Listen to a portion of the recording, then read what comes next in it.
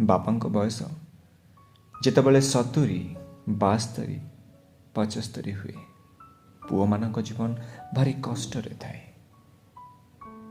ପ୍ରତି ମୁହୂର୍ତ୍ତରେ ଝଡ଼, ଝଞ୍ଜା, ମହାବାତ୍ୟା। ଏଣୁ ମାରିଲେ ଗୋହତ୍ୟା, ତେଣୁ ମାରିଲେ ବ୍ରହ୍ମହତ୍ୟା। କହିହୁଏ ନାହିଁ କିଛି। ଆଖିର ଲୁହ ସବୁ ଲୁଚେଇ ରଖିବାକୁ ଓଠରେ ମିଛ ହସଟିଏ ଆଙ୍କି ଚୁପଚାପ ନୀରବରେ ଦିନ କାଟୁଥାଏ ବାପାଙ୍କ ବୟସ ଯେବେ 70, 72, 75 ହୁଏ।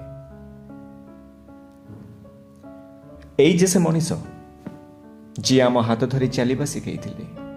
ଏଇ ଯେ ସେ ମଣିଷ ଯିଏ ଆମ ପାଇଁ ଘୋଡ଼ା, ଗଧ କେତେ କ'ଣ ହେଇଥିଲେ। ଏଇ ଯେ ସେ ମଣିଷ ଆମ ଜୀବନରେ ରଙ୍ଗ ଭରି ଯିଏ ବେରଙ୍ଗକୁ ସ୍ୱୀକାର କରିଥିଲେ। ଘଟଣା, ଦୁର୍ଘଟଣା ପ୍ରତି ମୁହୂର୍ତ୍ତ ଆଖି ଆଗେ ନାଚୁଥାଏ ବାପାଙ୍କ ବୟସ ଯେବେ 70, 72, 75 ହୁଏ।